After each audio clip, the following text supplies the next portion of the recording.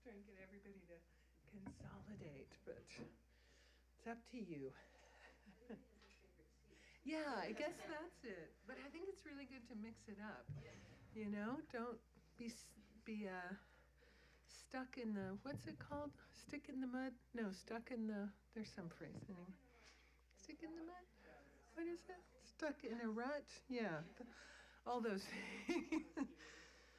I'm mixing my metaphors. A common problem when you get to be my age, you forget all your metaphors. Okay, so we're going to just take a minute to set our motivation, and then we'll recite the Refuge in Bodhicitta prayer on page 7. So let's just take a minute to think again about our motivation for being here, studying the Bodhisattva Vows. And as we've been seeing, these are these amazing training guidelines for us, really helping us to understand how to generate that, the causes and conditions that will enable Buddhahood for the benefit of all beings. So take a moment and just try as much as possible to generate a bodhicitta motivation for our teachings today.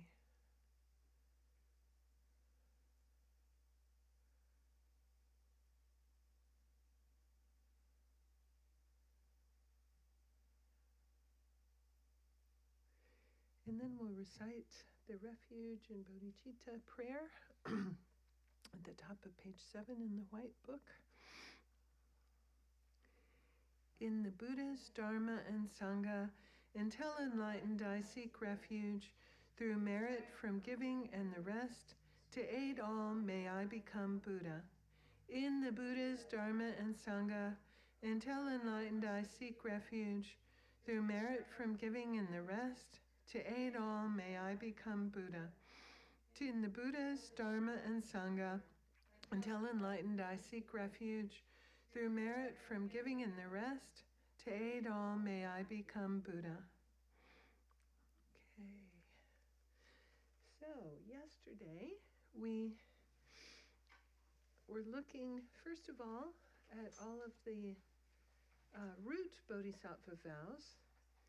And we looked at the 18 root vows, and then we looked at the conditions that are necessary to actually break our vows and lose them completely. And so these were the 4, what we call sometimes the 4 binding afflictions, and all of these attitudes, these states of mind are necessary in order to actually completely lose our bodhisattva vow, failing to regard the action as wrong, not abandoning the thought to do it again, being pleased about doing the action, and having no shame, which refers to kind of our sense of personal integrity, and then consideration for how our behavior would influence others.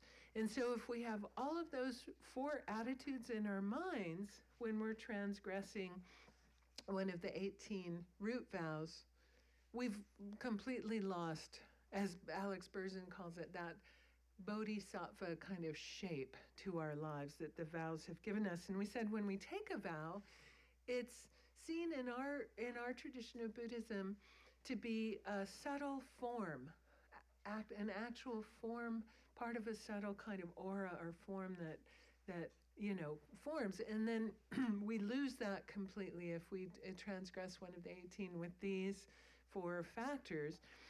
And so then we can retake the vows again, in order to restore them if we ever decide, after having all 4 of these attitudes, if we ever decide that we care about benefiting sentient beings ever again, And there was a question like, wow, how could you do that? Like, it's so extreme, isn't it? Like, to transgress with these 4 factors seems really, really extreme. I think it was you that asked that question, and I said, Well, you can be so under the control of a mental affliction, and that can happen just under the control of strong. We're still, even though we're hopefully on the, trying to be on the path, et cetera, of course, we're still so under the control and the sway of karma and delusions. And that's, I think, how it can happen. You're just so overwhelmed by your mental affliction. We'll look a little bit more today about some of the factors that enable us to keep our vows, and some of the factors that, if we don't have them, cause us to lose our vows, and that the strong mental afflictions is one of those factors. And we can be susceptible to them, for sure. We've got those imprints in our minds, and even though we sort of know better and we're trying to stop, we're not always completely successful. So that's how something like this can happen. And then we said, okay, that's all 4 of those complete. You've lost your Bodhisattva vows. With the first one, and any combination of the others, but not all 4, we call that a medium level of binding afflictions. And then if you have that, you confess to 3 people. Okay, so you confess to 3 other people. Good if you can find people who've either taken Bodhisattva vows or just have some understanding of what you're trying to do with your life, like some respect. You don't want to confess to somebody who'll go, oh, great, now you can come party with us because you messed up.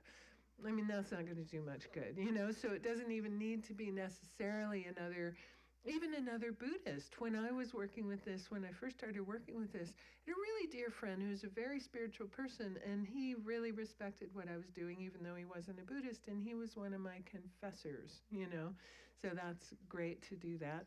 And then if you don't have the first one, because the first one is, just, it's a vow that you've taken, and you're like, I don't care.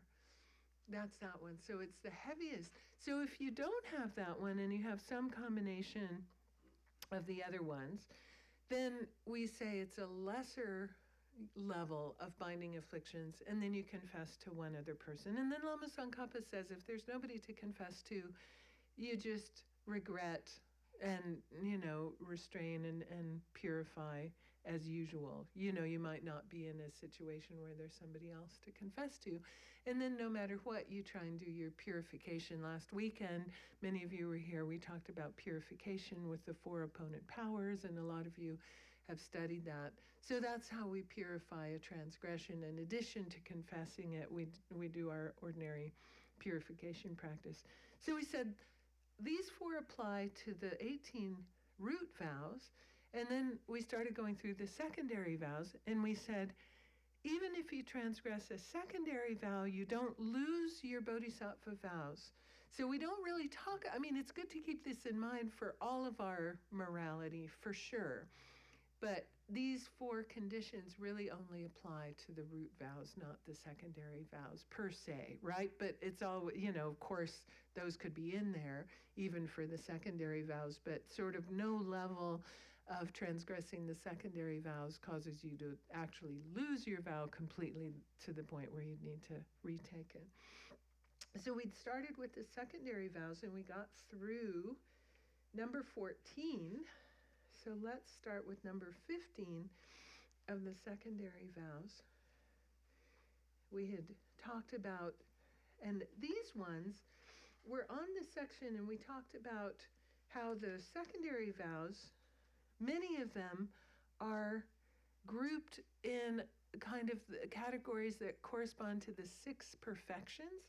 And so we're still on the perfection of ethics or morality. So the first section of the secondary vows that we talked about had to do with the perfection of generosity or giving. And so now we're talking about the group that has to do with the perfection of ethics or morality. And so we're on number 15, not avoiding a bad reputation, okay? And so there's 2 parts to this one. And let's see, what page is that on for 13, so page 13. So not avoiding a bad reputation, and there's 2 kind of parts to this one. And the first part is about not doing things to get a bad reputation in the first place, right? So the first part is just saying we keep our ethics well, in order to avoid getting a bad reputation in the first place. And we talked about this a couple of times today. We said, if you're sort of a known Buddhist, you're kind of a representation of the Buddhist path. For you guys, you can go undercover. You don't have the outfit. But if you're kind of a known Buddhist practitioner, people at your office know, or your family knows, or whatever, and you just do these like crazy things that cause people to lose respect for you, you've just blown it. And then they'll think badly about Buddhism. And that's this one, consideration for others' opinion. And it's not about, oh, I want people to think I'm holy and perfect at all. It's just about, it's going to reflect badly on Buddhism, if I behave in this way that just causes me to lose a good reputation. And I was telling the story yesterday about my friend, the Zen monk, and he's talking about how his behavior is so different just if he goes around in his robes, like it automatically, because he knows it's like so obvious that you're a representation of Buddhism. He was saying, when I wore lay clothes when I was out in public, I got a little careless, but now that I wear my robes all the time, but for the rest, because he's mindful of the effect of seeing him do something will reflect onto Buddhism. So the first part is just avoiding getting a bad reputation in the first place. And then the second part is, if you have one, you try and clear it up. You try and correct it. And you could get a bad reputation either in a justified way or an unjustified way. So if it's justified and you did do something that was against your ethics, you try and correct it and apologize to whoever it is that was offended by what you did. You just try and make up for it somehow and clear it. You don't just go, oh, well, whatever. People will think whatever they think anyway. I don't care. Especially if it's really reflecting badly on Buddhism. So you try and clear it up. Or if it's unjustified, right? If you didn't do the thing, but you still have a bad name, or you still have a bad, kind of unjustified bad reputation, you try and clear it up. And it's, again, not out of pride. You do what you can. Sometimes you can't. Sometimes it's like people will just hang on to their negative view and there's nothing you can do.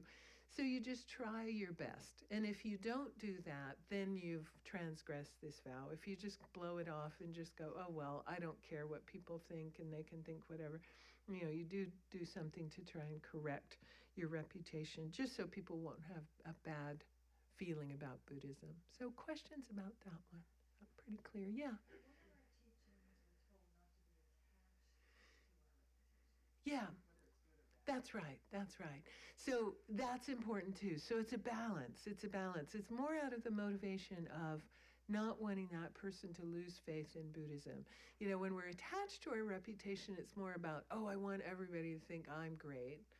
This is much more about just the motivation to not reflect badly on Buddhism rather than to have everybody think you're terrific, like that. Yeah, but it is hard, and we have to be really clear that that's what's going on. Sometimes when we're too insistent about correcting it, that's because of our attachment to wanting everybody to like us and think that we're great. You try to do it, and then sometimes you can't. If it really upsets you that you can't, then you need to really check. How much is that just attachment to wanting everybody to think you're perfect or something like that? Yeah. All right. So the next one, not correcting others who are committing negative actions, even if it must be done forcefully. And this is saying, if you've taken Bodhisattva vows and you see someone doing something under the control of strong mental afflictions that they're creating negativity, if you have the ability to get them to change their behavior and you don't, just out of fear of, oh, God forbid, now they won't like me, or it might make them angry, or I don't want to interfere, or it might be, upset them, then you've transgressed this vow. So it's sort of about intervening when you see people doing harm, if you have the ability to help them, right? So this is kind of an interesting one, because often our own our own attachment to our own kind of reputation, or what will they think, or will they get mad at me, or will I upset the situation, even when we could do something to stop someone from doing something that's, non-virtuous, we refrain from doing it. But it depends so much on the relationship, on the situation. I have a friend, really good friend, I remember long ago, she called me up to get my advice about something. And before she even told me the situation, she said, I'm calling you because I know you'll say what you really think and not what you think I want to hear. Like, I'm calling you, and I felt really proud about that. I was like, well, that's great. Like, she knows I won't just tell her what she wants to hear. I'll tell her what I think is really the truth. So, of course, she told me the situation. I told her what I really thought. She's like, oh, I knew you were going to say that.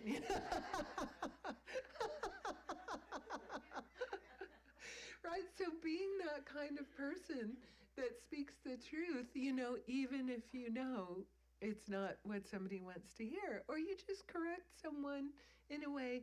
And if you're close enough and if you have the ability to do that, I have another friend, my best friends say these things, my one of my other closest friends, and whenever she starts a sentence with, the people closest to you will say the hard things that you don't want to hear, I'm always like, oh, okay. But it's great because, then she'll just check me on something that maybe I was unaware of, or just so, appreciate that. Don't do it in a way that's dangerous to you. Don't jump in the middle of the gang fight between the Crips and the Bloods and try and be the great Bodhisattva. That's not what we're talking about here. If it's some dangerous situation where people are doing things, don't put yourself in danger. I say if there's weapons involved, call 911, or maybe not these days. Maybe don't call 911. I don't know what you do these days, because that could make it a whole lot worse. But, don't put yourself in danger. But if you have a relationship like that, and if it's a situation where your words will have power and you can say something that's effective in stopping somebody's non-virtue. We're on vow number 16 of the secondary vows. Do it. The exceptions are when the person would only benefit briefly for our involvement, or if it would make it worse to be involved. If by saying something the person would behave even worse to spite us, right? Of oh, how dare you? I'm just going to go ahead and do it anyway. And now I'm even going to do it for longer and worse because you interfered, So it depends a lot on the relationship. But this is just saying, if you're held back by fear of, oh, they're going to not like me anymore if I say the hard thing, that, you're actually transgressing. Yeah. Yeah, what about that skillful meaning? What if your spouse is... Here we come with the examples. This is great. This is how it's... Yes. This is the real life, right? Yeah. Is trapping mice in the basement. And by saying something, it causes distress because it doesn't feel as though he has an alternative. Yeah. Trapping or killing? Killing. How about trapping? He refuses to do that. Okay. And why? Not thinking it's going to be effective? Yes. Okay. Yeah.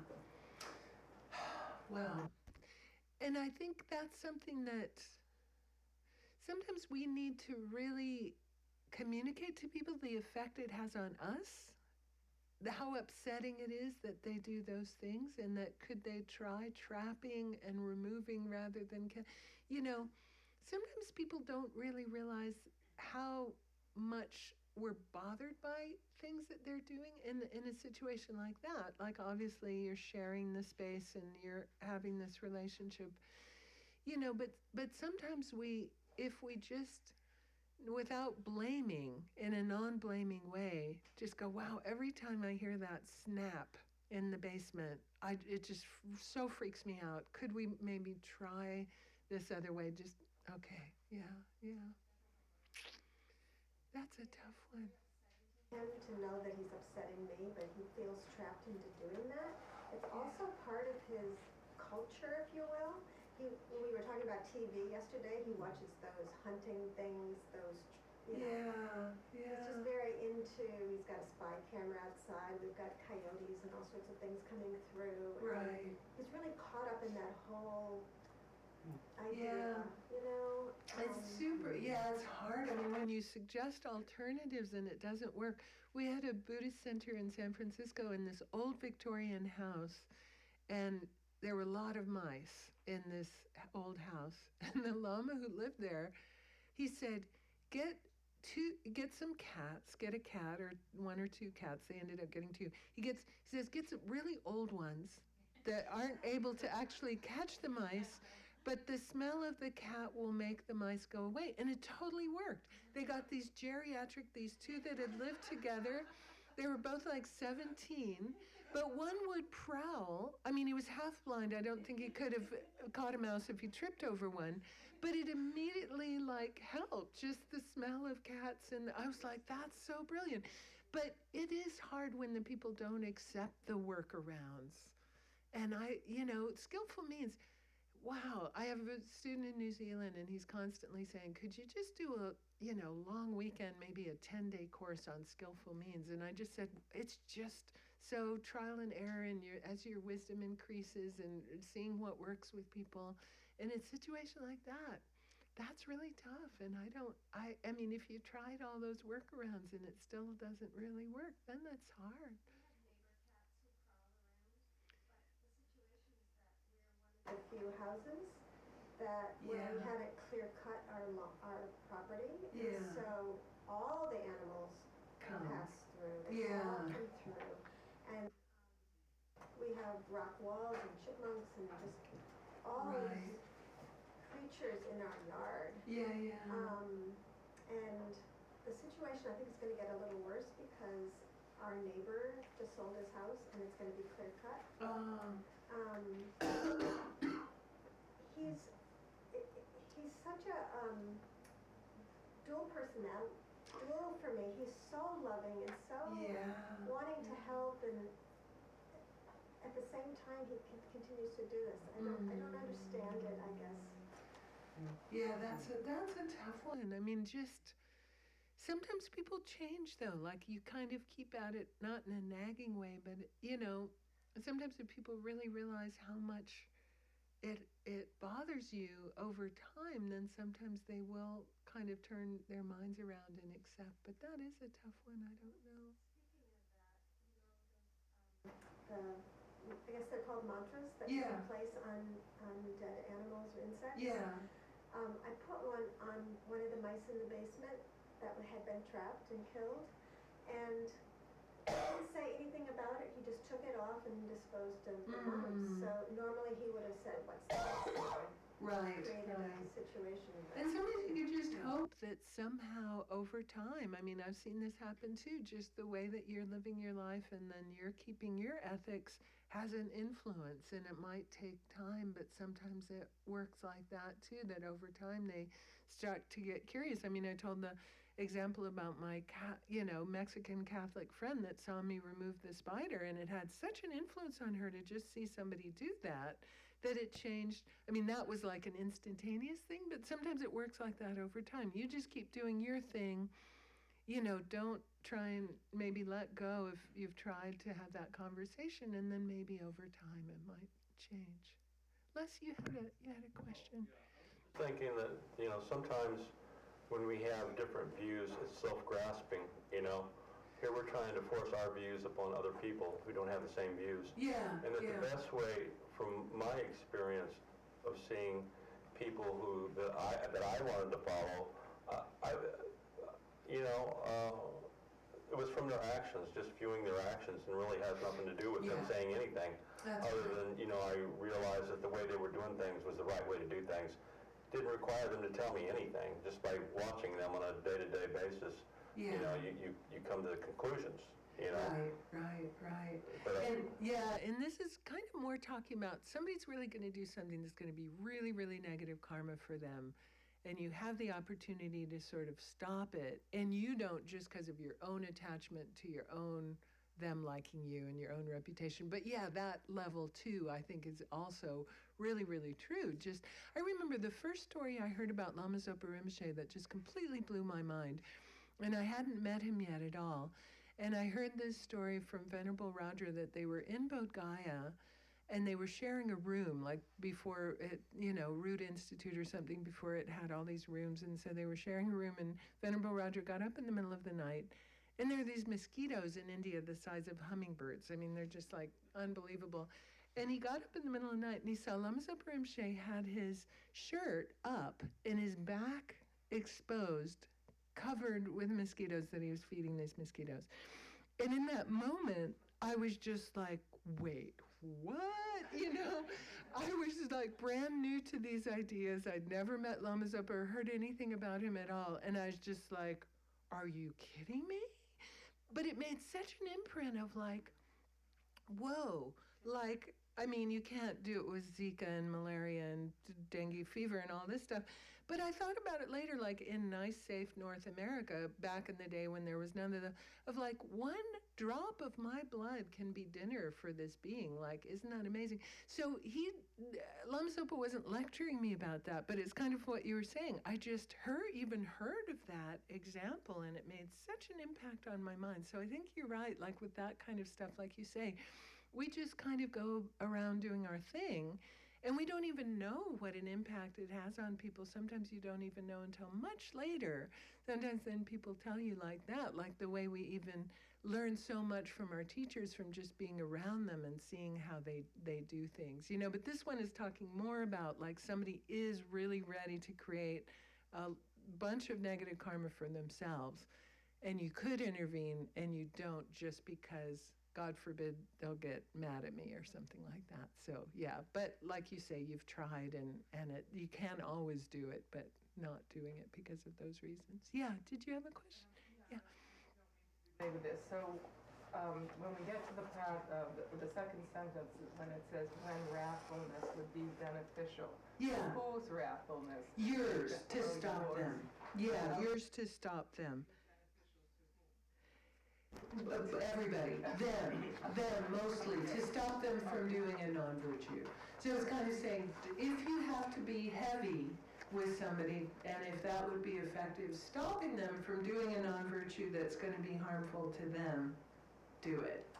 Okay, so part two of my question is, when it's going to be harmful to them and they get angry at you, is it okay?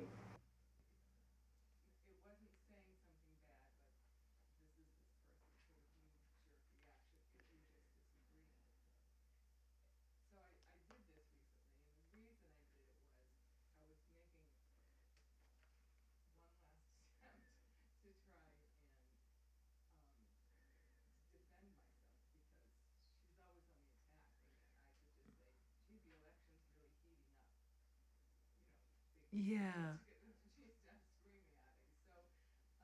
So I knew that I might be removing myself from that equation of the two of us, and that we wouldn't be friends anymore. But I couldn't hold up anymore under the burden of her wrath against me.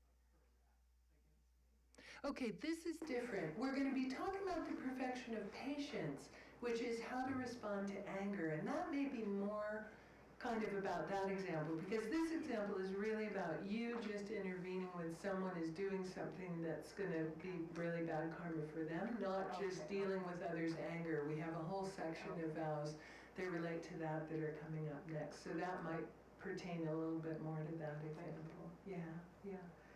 Okay, and then the next one, so now we're starting those right now.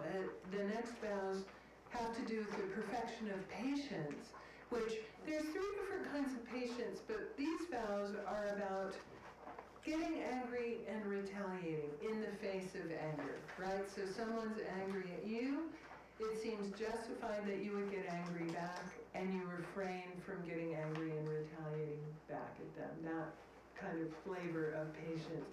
Patience also, when we talk about the perfection of patience, the 2 other kinds of patience are just putting up with hardship, just realizing cyclic existence is a mixed bag. Sometimes the hot water runs out in the middle of your shower.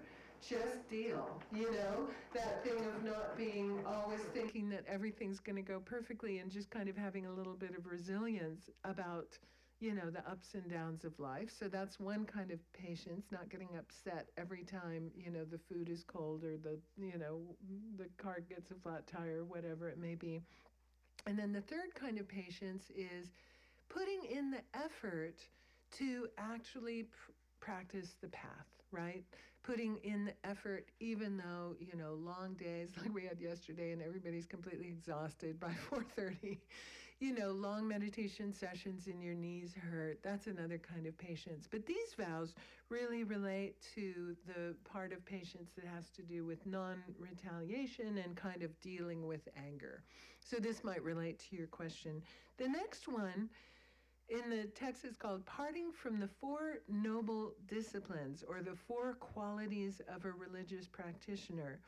And so much of kind of Buddhist ethical practice and working with our disturbing emotions is about not retaliating to harm, right? So much of our ethics just says, like the eye for an eye thing, the biblical thing, no, that just has no place in Buddhism at all. So we say 4 points of this practice are not retaliating when someone scolds you angrily, even using harsh words. You don't respond in kind. So somebody's yelling at you, you don't respond in kind. Someone's gotten angry at you, you don't retaliate and get angry back. Someone beats you or hits you, even somebody harms you physically, you don't respond in kind. And if someone points out your faults and shortcomings and criticizes and humiliates you, you don't try and criticize and humiliate them back, okay? So now we have to be careful. This doesn't mean that you are just a doormat and allow people to harm, because then we'd be transgressing the previous one, wouldn't we? Right? So it's not like you just, let yourself be abused by your spouse because you don't want to retaliate. But it's all about not retaliating with anger. If you need to do something to stop the action that they're doing that's negative in a skillful way, you do that. But it's really about you getting angry and trying to harm them back. That's really what it is. So this is where that skillful means thing really comes in, because, we don't want to just be a doormat and allow somebody to abuse us, because then it's bad karma for them, and we've broken our previous Bodhisattva vow. But it's hard to know what to do sometimes in those situations and how to stop the person. But sometimes, like I told the story, I think it was last weekend, about the prison inmate who, the prisons are such violent places, and he had someone threatening to attack him actually with a weapon in the exercise yard. And he said, in that moment, he was just telling me, as a result of his practice, his mind was just completely filled with compassion. And the guy just stopped in his tracks. Sometimes just having an attitude of non-retaliation, especially when they expect you to retaliate, just cuts it. So sometimes that's kind of all that you need to do. But this doesn't mean that you're just a doormat and let people abuse you either. Just trying to figure out. Yeah. So is the primary motivation here really to prevent the other person from accumulating non-virtue? Would that be like the primary motivation? And you too, right? Because if you retaliate, the eye for an eye thing, they've accumulated non-virtue, then you retaliate, and then you just get the whole samsaric cycle going again. It's like in the 12 links between the feeling and craving, you've just kind of continue that cycle. And even applying our understanding of the 12 links here, if we go, great, another one down. I'm experiencing this harm because I've harmed others in the past. The stupidest thing I could do right now is retaliate, because now I've just created a new cause for even more. If you retaliate with anger, if you stop them from harming you with a mind filled with compassion, then that's what to do, right? Or even, depending on what it is. I mean, people talk about you and criticize behind your back. You can just kind of ignore that, it's not harmful, but you don't allow someone to beat you up. You try and stop them from doing that, but it's more about what's your attitude. If you just retaliate with more harm, that's just going to create more negative karma for you too. That's, and probably inflame them and just keep the whole thing going. I mean, the best way to cut the whole thing is to respond with patience and compassion, right? Because what's that? It takes two to tango. It's like if you fight back, then it just kind of keeps the whole cycle going. But not always easy. Not always easy, right? Yeah. I understand what you're saying, but I had to step away because this is a friendship that I've had for 20 years, and I don't yell back. For various reasons. In addition to what you're telling us, I mean, it's just my way not to yell back. And I would just try and be patient and explain things. But this has been a cycle that's gone on for a long time. And I've kept her as a friend because I recognize she has good qualities. But between us, maybe there's just not that much we agree on. And so when she's saying things, can I keep saying, well, I don't feel that way about it? Can I keep silent? I mean, how many more years of silence with her beating me up could I and that's okay. Yeah, and sometimes, we disagree about this. Everybody's, up in arms about this election. No big deal. But I think it's a good idea for me to hang up now. It was over the phone. And I think that's fine. That's not retaliating. Sometimes our relationships don't last forever. And sometimes you have somebody that at a certain point in your life you had a lot in common and you don't anymore. And with kindness, you just decide to create space or terminate the relationship or whatever. So that's totally fine. I mean, we have to. Can you imagine if you were still best friends with everyone you'd been friends with your whole life? I mean, by my age, you'd have 759 friends. And how on earth, even with Facebook, I mean, it happens that people drift apart or people change. And so that's fine. And it's not saying that. It's just saying, like, in the moment, you don't retaliate with screaming back and create this whole cycle of, like, adversarialness. Is that a word? Adversarialness. It is now. Yeah. I made a comment that I think this is really hard, especially, like, dealing with the emotions and anger right now. I think it's the body, speech, mind. The hardest is probably the mind because we might be able to hold our speech back, but the mental probably like brewing inside. It may not be retaliation, but I think we really. That's right. And luckily, with the Bodhisattva Vows, it's mostly dealing with our actions and our speech.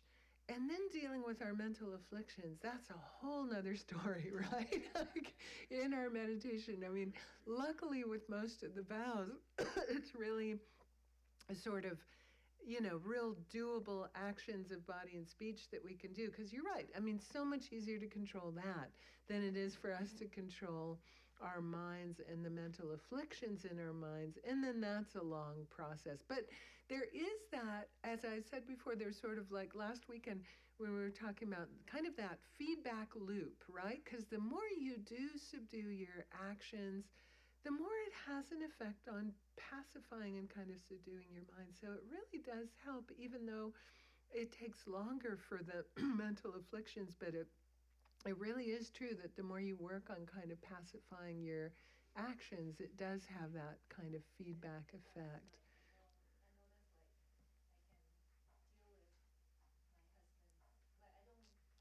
Back anymore, and it really doesn't bother me. Yeah. It does gradually sort of subside. Yeah. And people notice, when our energy changes, like people do really notice, and it does have an effect. Sometimes we don't think people are even paying attention or that we've even changed that much. I mean, often your friends and the people close to you notice the changes that happen because of your spiritual practice long before you do. We keep thinking, oh, I keep messing up. We keep focusing on the negative. And then the other people in your life are like, wow, you're so much more patient and kind. You're like, really? is this stuff working? Gosh, I find it helpful sometimes to have my close Dharma friends and get a check-in with them from time to time. Like, what do you think? Is anything changing? Because, again, it's so easy for us to focus on what's not working or what we're still working on changing that often we're kind of unaware of sort of the positive effects of our practice on our lives. Yeah, but the mental afflictions, they're hard. So the next one, again, having to do with anger and how to deal with anger, both our own and others, just ignoring people who are angry because of something you did to them or something that they think you did to them. So if somebody is angry at you, you must go to them and apologize and try and make amends and try and clear things up so that their anger doesn't just fester, right? So if you just ignore somebody who's angry with you, just going, oh, it's their problem, there's nothing I can do, whatever. If it's appropriate, you have to try to somehow clear the air. And if you don't do that, if you're motivated out of pride, spite, jealousy, or hatred, it's an afflicted offense. If you're just motivated out of laziness or indifference, it's considered to be unafflicted. Now, there's exceptions to this one. Okay, so let's look at the exceptions. If someone would get even more angry if you brought it up again, if someone wouldn't be at all comfortable if you went and apologized, if someone wouldn't be helped by an apology, or if you're doing it to discredit some wrong spiritual teaching, right? So somebody's angry at you because you've corrected a wrong spiritual teaching. You don't apologize necessarily for that, even though they're angry at you. So those are what some of the exceptions are. And there might be times that you can say, oh, if I brought it up again, I shouldn't even apologize because that'll open the whole can of worms and they'll get angry at me again and we'll just start the whole thing again. But if you don't do it out of one of those afflictive emotions or just out of indifference or laziness, you've broken that Bodhisattva vow. So you have to do your best to clear the air. Okay? Any questions about that one? And then the next one is talking about your anger. So just dwelling on anger, not considering it wrong, not trying to counteract it, letting it flow, and even enjoying it. What's that expression? You nurse a grudge, don't you? We have a grudge. Pabanka Rinpoche, when he's explaining analytical meditation, and he says, when we're doing an analytical meditation on loving kindness or compassion, he's like, keep thinking about it over and over and over again, kind of soak your mind in that state of compassion and try and build that up. And he goes, you guys, you all know how to do this. We do it all the time. We just do it with the wrong object. You think about what that person did that pissed you off, and then you just think about it over and over and over again, and you dwell on it for 45 minutes. Your anger becomes even greater. He's like, you do analytical meditation all the time. You're just doing it with totally the wrong object. So this is saying, if we do that, just don't do that. Just don't. Don't dwell on your anger at all, because it just makes it stronger. It just makes that imprint of anger stronger. So it said, if you try to counter it or you have regret and you just can't stop it because the anger is so strong, even the smallest effort to counteract it, you haven't broken this vow. So we can't always do it. Sometimes we are so upset. Welcome to the club. We're still in the club of karma and delusions and mental afflictions. I think we are. I know I am still in that club. So sometimes it's super strong and you're super upset. But if you just at least meditate, reflect on the faults of anger and do what you can to counteract it and transform it. Not just suppress and pretend everything's okay, but really think about the faults of anger and really try and transform that anger. If you at least try, then you haven't broken that vow. But it's not always easy. But just letting it go and getting into it and enjoying it and thinking of ways to get back at the person, and that's what we shouldn't be doing with this vow. Questions about that one? Anything? Okay. Whew, now we're done with anger. Okay. Now, the next three are relating to the perfection of, sometimes it's called joyous effort. Alan Wallace says, for God's sakes, don't call it effort, call it enthusiasm. Because I think with effort, it really invokes that sort of Calvinist Protestant, to be virtuous, you're striving and pushing and a little bit miserable. So joyous effort, joyous perseverance, sometimes it's called. I like enthusiasm because it's defined as just getting off on virtue. Like being happy about virtue, really, that makes you happy and excited and joyful. So there's not much to do with effort in there. I think enthusiasm is good. So the first one, gathering, you guys might be off the hook with this one, but you can think of ways it relates to your life. Gathering a group of Dharma students because you're attached to gain and admiration. So you try and teach well and gather a group of students because you want them to make offerings to you, to fawn over you, to serve you delicious cups of tea and cookies. So your main motivation is the honor and respect and offerings of other people. If you're a teacher, you need to have students come to your class. Otherwise, like, being a teacher is dependent on students. That's the emptiness of being a teacher. Like, you can't be a teacher without teaching and without having students. It's all very interdependent. So, of course, it's not saying, nobody come to my teachings because I don't want to break my Bodhisattva vows. It's not saying that. It's talking about your motivation for gathering some kind of a following. Then you would commit this offense. Can you think of a way that this would apply? I mean, again, this really is talking more in terms of Dharma teachings, but I think there's probably ways you guys could do that, even as non-Dharma teachers. Can you think of examples of how? I mean, I guess it would, you could definitely have people that admire you and follow you and try and serve you. I mean, if you're a mentor to someone at work or something like that, there's ways that we're guides to people in other ways. And if you just got super into that because you had these ducklings following you around everywhere and admiring you and fawning over you. So I think there's ways you could do that in non-Dharma ways too. I wonder sometimes about rock stars that have Bodhisattva vows. And groupies and stuff, right? People kind of following them around. That would be an interesting dance.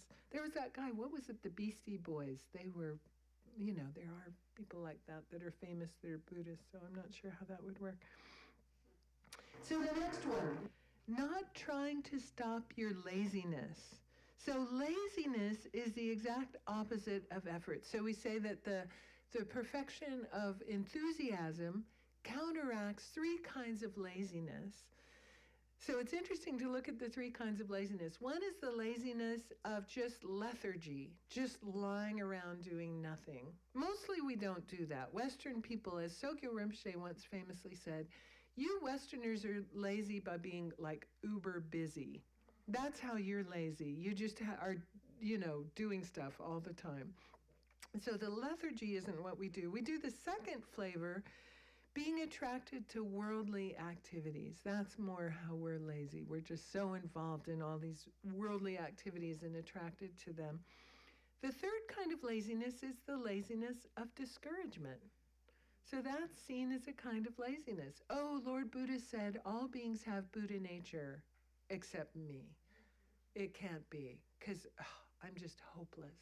That's a kind of laziness, and that's one we have to guard against too. But this is kind of saying, not trying to stop the lethargy kind, the being attracted to worldly activities kind, just relaxing too much at improper times, attached to sleep. And this is kind of what we were talking about before. When you're working to benefit beings, we do need to rest. We do need breaks. We do need to relax. But just doing it at appropriate times and not indulging too much so that you're just kind of lying around and idle or involved in worldly pleasures all the time. Okay, so it's just kind of somehow finding that balance there. And remember, these are for people who've taken Bodhisattva vows. You've signed on to the mission of getting enlightened for the benefit of all beings. If then you just lie around sleeping 16 hours a day, not so great. So that's kind of what this is talking about. So it doesn't mean don't rest. It doesn't mean don't relax. It just means don't become a lethargic slug. That's all. If you've taken Bodhisattva vows. And the exceptions are when you're sick, when you're recharging from work, travel, and efforts, and so on. So, we need to recharge, we need to rest. And you will find, your capacity keeps increasing all the time to serve others in a way that's joyful. But everybody's capacity is so different. So just don't judge your Dharma friends for what they're doing.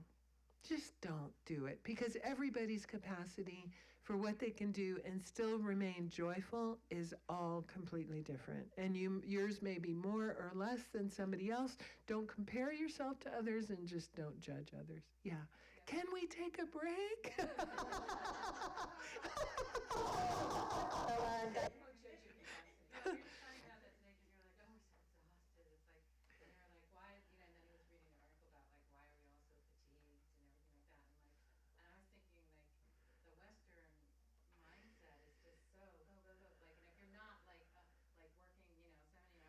I know. It's like something's wrong with you. Yeah. Like, you know what I mean? So it's like, so yeah. I mean, it would just be nice to have that kind of that perspective on a normal ebbs and flows. Exactly. That's right. That's right. I guess it's the mental affliction of the West. It's just that we have this competitive nature that we have. That's right. And it's so hard to... I always pine away for Europe because they always have the siestas and I know. 30-hour work weeks and everything. I'm not even working and I feel like... It's so I'm not even working and I feel like so stressed out about it. It's just crazy. Yeah. And it's getting... I was reading this book. There's a researcher called Emila Sapala, and she's at Stanford University. Thupten Jinpa was one of the people that started this thing called C-Care, and it's like Compassionate Care Research Institute or something like that. I've forgotten what the acronym is. And one of the fellows at this research institute wrote this book, and I've forgotten the title. I just finished reading it. It had something about happiness.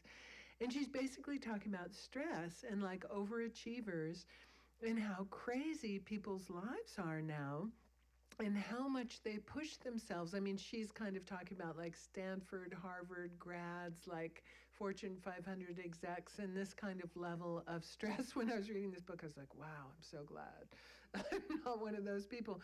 But in a way, yeah, we're not lying around like lethargic slugs. We're just burning ourselves out so much. So she was kind of talking about how to get that balance. It was a really good book, all about kind of that stress and how to get that balance. And one of the things that, so many people say is we're just actually not getting enough sleep. Not only are we not lying in bed for like 12 hours, one Lama in the mountains in Dharamsala, where His Holiness lives, Ganlam Rinpa, this wonderful master who passed away a number of years ago, and some friends and I went to see him.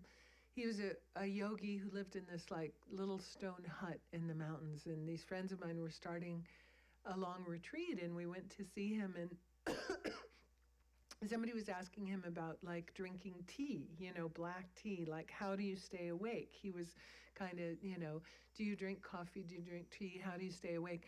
And he just goes, just get enough sleep.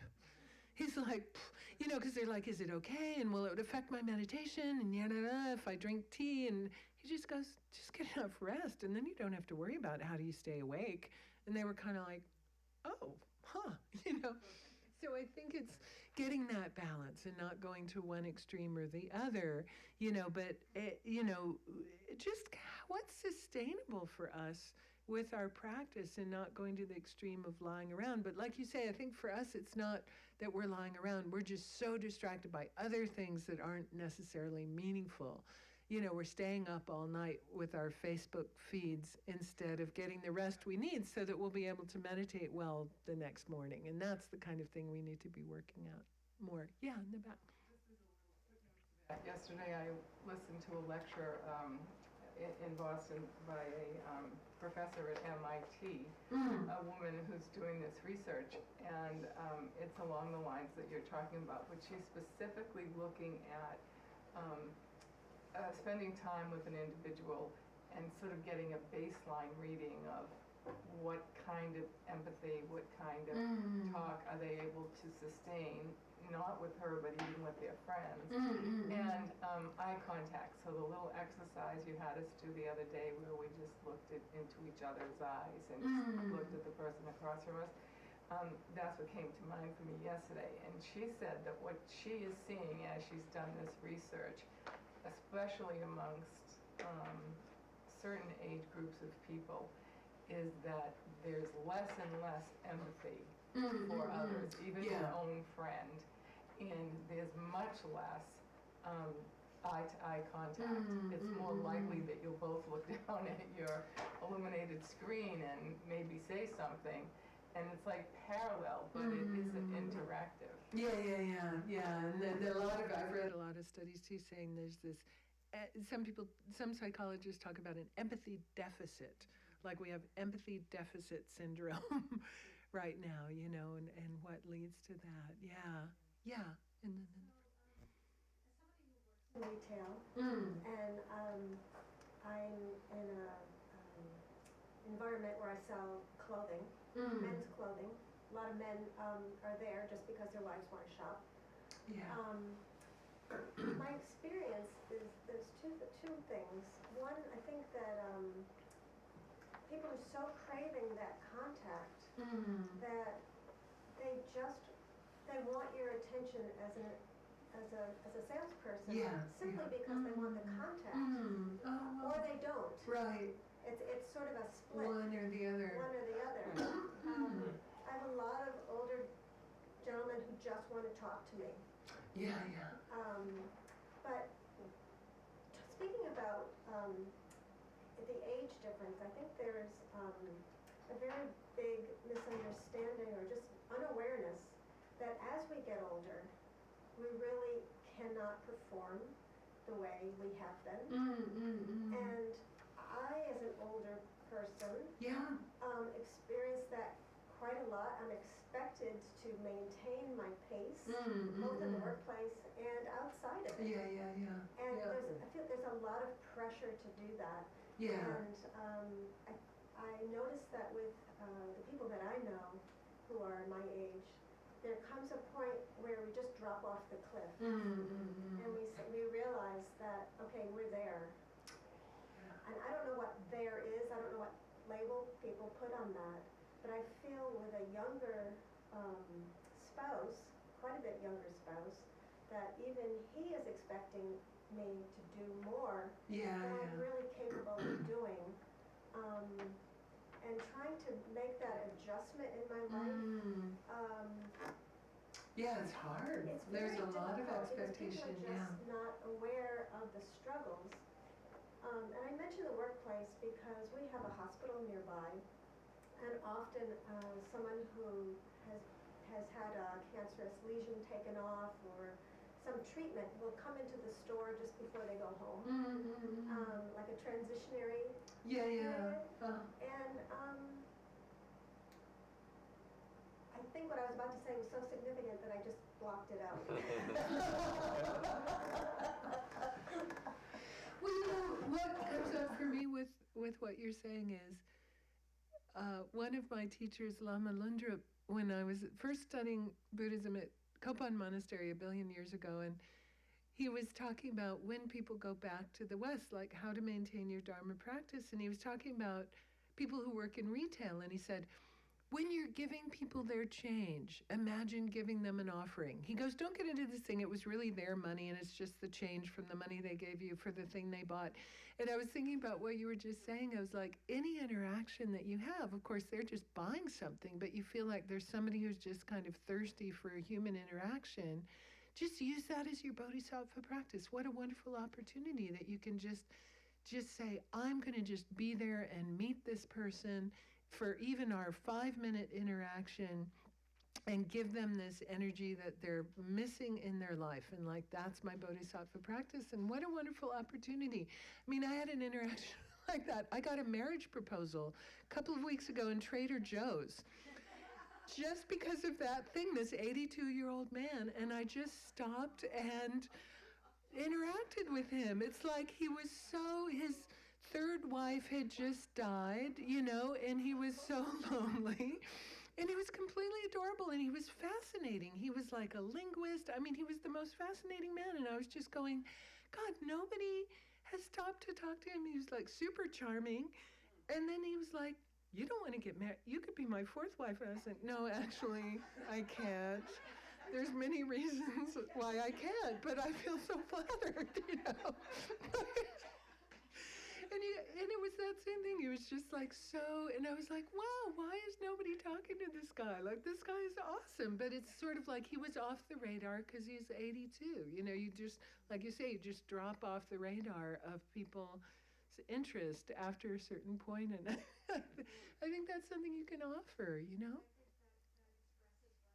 What I was trying to say is that I don't see anyone at the store who's not suffering. Yeah. Whether they're in so much of a rush that they can't say hello. Yeah. Or they're telling me about their wife just died. Absolutely. And what a wonderful opportunity for you. Like, you don't work alone in some cubicle. It's like you have an opportunity just to meet someone with empathy for that momentary interaction, and like, how beautiful to have that. I've ever had. Yeah, that's beautiful. Thank you for sharing that. Yeah. So this says not eliminating sleep during the day or during the first and final periods of the night. I'm just curious about that. Yeah. So, yeah, the way it's explained, I can't remember exactly how many hours it is, but it's basically like saying, sleep for an appropriate amount of time, kind of in the middle of the middle of the night. Like, don't go to sleep at 6 p.m. and sleep until 10 in the morning, like you do when you're a teenager. It's sort of like, just limiting being the lethargic slug part. And speaking of aging, I mean, I notice with my age, I need to sleep more, actually. And then when I'm busy and teaching and putting out energy, and just be appropriate, because don't do this thing of like, oh, I'm a Dharma practitioner, I can only sleep 4.5 hours a night or something. If that's, your body needs more. So it's not to be extreme, but that's just coming from the traditional text of like, don't lie around just kind of being a slug kind of thing.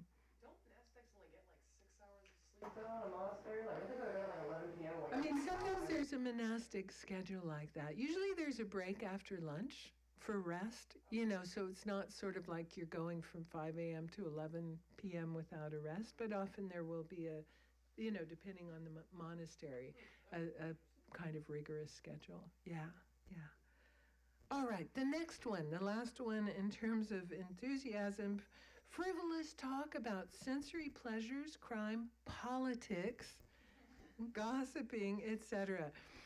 So, just over the top. Again, time-wasting conversations about all of these topics that aren't that meaningful.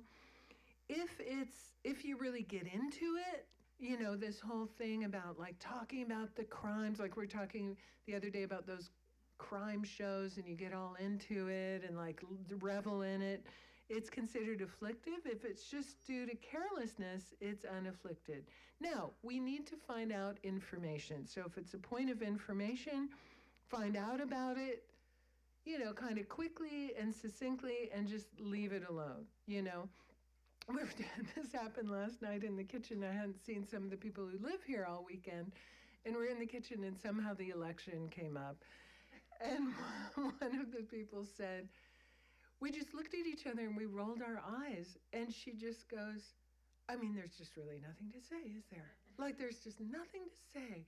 And we both just laughed, and instead of rehashing, he said, she said, they all said, this whole thing that happened last week, we were just kind of like, wow, it's just basically completely nuts. We don't even have to go there. And the end of story, so we sort of like connected for a moment of like, can you believe it? But we didn't spend 3 hours just rehashing all of it. And it was just great. Like, and then we just kind of like got our soup and walked away, so it's sort of like that, like just not like, totally rehashing ad nauseum, which is so easy to do. We can get wound up about all of these topics. I mean, very timely for us in the middle of October, about all we can get wound up. There's some exceptions to this. So let's talk about the exceptions and then we'll get questions. If somebody wants to talk to you and you feel they'll get upset if you refuse to listen. So to connect with people, like this example we just had of like retail, and you can show somebody empathy and you can talk to somebody and just connect. You don't diss them and say, oh, I'm a bodhisattva, I don't talk about meaningless things. There's some reason to connect. But then you just be mindful, and when you feel that the conversation has gone on long enough and you're just repeating yourself over and over, you just say, excuse me, I really need to go now. You won't commit this offense if something really extraordinary has happened and you're trying to figure out what it was. But it's just about kind of not only time wasting, but our minds can go into mental afflictions, especially about like politics, sensory pleasures, crimes, things like that. Our mind can get wound up, and then we can have a mental affliction attack, which is not going to be great for our minds. Yeah, a couple of questions. You had one, and then Annette. Yeah. I find this one very difficult because I feel like as you're changing yourself with your friendships you have, the conversations, you're much more aware of what the conversations you had, and then I find a lot of my friends get offended because they don't want you to just listen, they want you to be a part of the discussion. Yeah. And you're changing and they're not, that's and right. it's difficult. That's super hard. Sometimes I think, often in those kind of situations, we can, you have to be so skillful about it, but we can kind of raise the level of conversation or just reflect with that nonviolent communication way of using I statements, like go, I get kind of upset if I dwell on this too much. Can we talk about something else right now? Like you're not going, you guys are getting in mental affliction, you're just like, wow, okay, gosh, I just don't even want to be thinking about this anymore. Let's talk about something else. And you can try and kind of steer the conversation a bit if you just feel that it's gone too far in that direction, or people are just kind of wallowing and dwelling in it. Sometimes that's possible to do. Yeah, Annette, and then, yeah. I was going to say that it's, this particular one you can also apply to like Facebook feeds and texting and being a news hound and like sitting on the bus and listening to people, even listening to conversations that you're like have this whole mental dialogue going on. But I just but then I know some people that have also completely cut themselves off. Like they're not on Facebook, they don't watch the news, and then I guess and then I think to myself, well, don't they want to at least know what's going on? So so they at least they can know what people are talking about to a certain degree, at least, and if there's actual like World War III going on, at least you know it, And it's about the balance. I used to be one of those people that just like almost never knew what was happening at all. Now I find it really useful to know.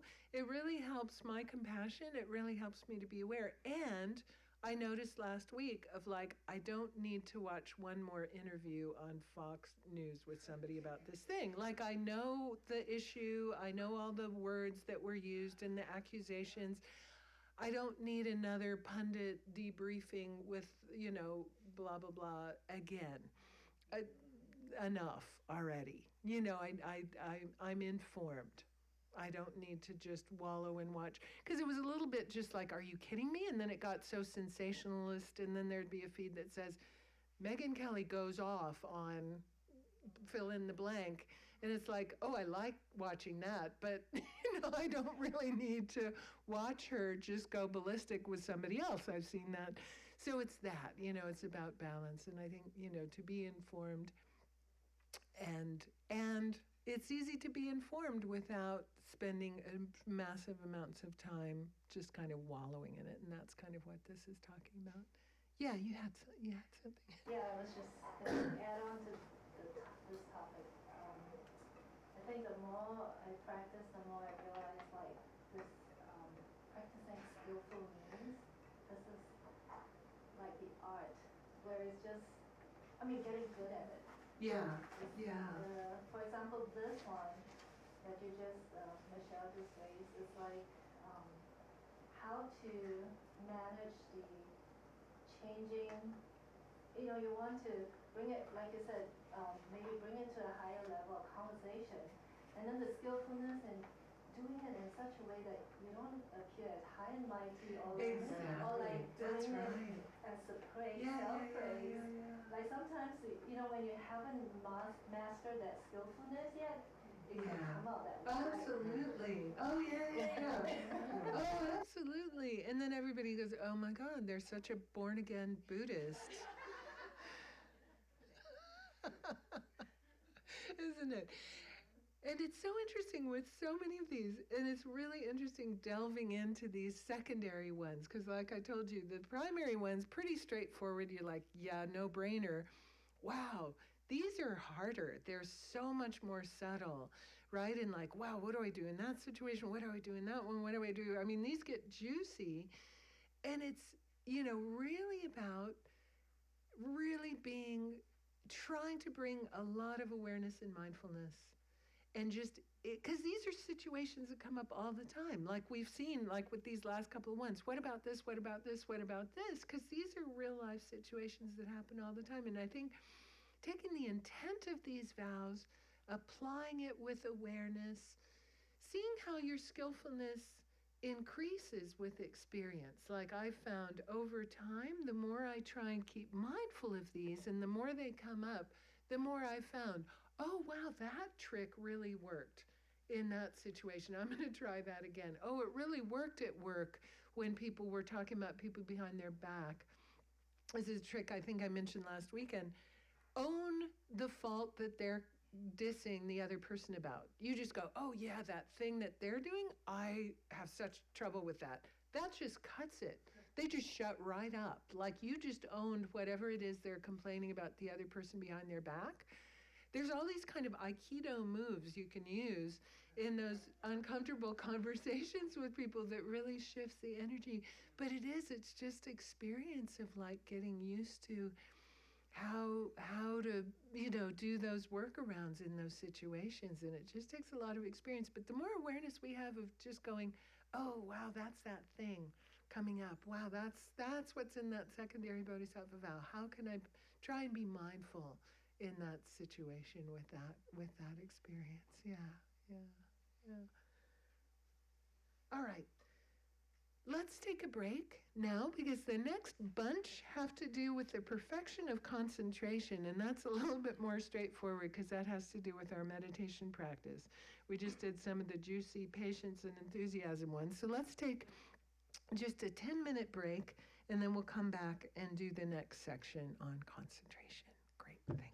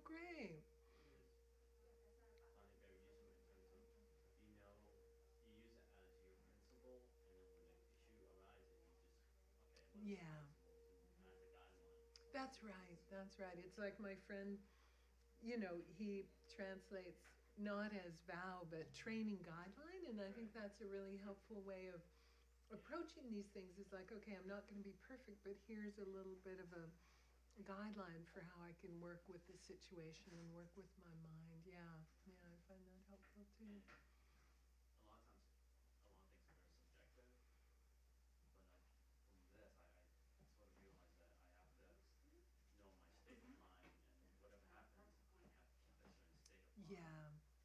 Sort of like meditation practice. Right. Yeah, great. Thank you so much.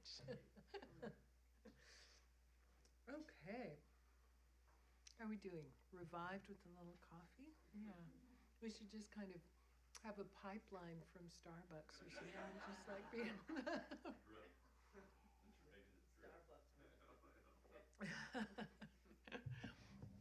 Okay, the next group of vows are to do with the perfection of concentration. So let's talk about that a little bit before, and then I'll make the vows will make more sense. So when we talk about the perfection of concentration, we're talking about developing the ability in meditation to be able to focus on an object without distraction. So we're developing this ability of, mentally, and as you know, when we do this in our meditation, even if we're meditating on the breath for 5 or 10 minutes, how often does your mind stray away to other objects, right? Like constantly. And through training, we're able to train our minds to be able to stay focused on the object without distraction at all, with a very, very clear mind and engagement. So those are the 3 qualities that we talk about as characterizing perfectly developed. Sanskrit word is shamatha. The Tibetan word is shine, and you may have heard of these words, shamatha or shine. Perfectly qualified, single-pointed concentration, characterized by, this fixation on the object, mental clarity, and also engagement. You're really into it. And so we say that we're able, through our practice, to develop the capacity to focus for 4 hours, or as long as we want, without any kind of distraction on the object. I think they mentioned 4 hours because that's as long as you can go without having to pee, maybe? Like you have to sit up, get up at least every 4 hours. I'm not sure. That's just my my view. But anyway, that's what's spoken about in the in the instructions. And so the reason that this is important is because we need that platform of that level of focus and concentration to see emptiness directly, okay? Which is the next perfection, the perfection of wisdom. So in order to actually see the ultimate nature of reality directly, we talked about this for those of you who were in the class last weekend, we talked about it a little bit, in order to get that direct perception of emptiness. Because in order to get that direct perception, we need to be able to meditate on emptiness with this perfectly focused mind. It's so subtle, right, to get that realization. I mean, it helps with all our realizations, but it's absolutely required for the direct realization of emptiness to have that level of focused mind. So that's why we have that 5th perfection, the perfection of concentration. And one of the things with developing concentration is that the more we develop concentration, the more we also develop, the refined concentration is also characterized by what they call mental and physical bliss and pliancy. So just because of a focused mind, no matter what the object of focus is, our mind and body are characterized by these feelings of bliss and pliancy, flexibility, which are often mistaken for the results of the spiritual path. And a lot of you know the story of Lord Buddha, when he was first studying, when he left the palace and decided to leave the householder's life And he studied first with two meditation teachers who were very popular meditation teachers in ancient India at that time. And both of them taught that these sort of meditative absorptions, these states of concentration that were characterized by this incredible bliss and pliancy, were the result of the spiritual path, were nirvana and liberation, right? Because they felt so good. They felt like in that state of concentration, you're completely free of any disturbing emotions. You know, your complete mind is blissful. But what Lord Buddha found was your mind always comes down. You know, it's not ultimate liberation because coming out of that meditative absorption. So throughout our teachings, and there's a cautionary note in this vow, we're cautioned not to get attached to those states of meditation. Because if we're attached to those and try to reproduce them just because of the blissful feeling we get from them, we're not using that meditation to meditate on, you know, the points of the path that we're trying to gain realizations. We can just waste time. There's this Tibetan story about these traders. You know, in Tibet, a lot of the people were traders, and they would take, you know, salt to China and trade it for, you know, silks and all this stuff and bring it back to Tibet and do these long expeditions. It would sometimes take a couple of years. In fact, Tibet was one of the only cultures where they had polyandry. Women were married to a bunch of brothers because most of them were gone trading half the time anyway. So if you're married to 3 brothers, then while 2 of them were off on their trading expeditions, at least you had one at home to chop the firewood and milk the yaks or whatever, you know. And I thought, oh, that's so interesting. One of the only cultures where there was that, and it was because of this thing. Anyway, these traders go off to China, and they were camping overnight. One of them was a meditator, and he went off kind of in the forest to meditate. And then the next morning, he's not there. They looked all over. They couldn't find him. And then they finally said, oh, he must have gotten eaten by a wild animal or something. We just have to carry on. So they go to China and do their trading thing. And then a year later, they're coming back, camped in the same place. And then they find him in the forest in the state of samadhi. He'd been in samadhi for a year, you know, in this state of single-pointed concentration. And then when they roused him from his meditation, he said, oh no, I wasted a whole year just in this blissful meditative state, not really accomplishing anything, just sort of hanging out in bliss. So this is one of those cautionary tales, right, about that kind of concentration. Yeah. Isn't that what the Heart Sutra mantra cautions about too? The gate, paravagate. Buddhist, gate, paravagate. It's not really. In what way is it caution? Well, I mean, I've seen different translations, but isn't it go beyond nirvana? Like go beyond the states of that type of like deep samadhi. It's, you know, the commentaries that I've studied are talking about how that mantra actually refers to the 5 paths or the 5 kind of levels leading to Buddhahood. So it's sort of go beyond. The first is called the path of accumulation, then the path of preparation, then the path of seeing.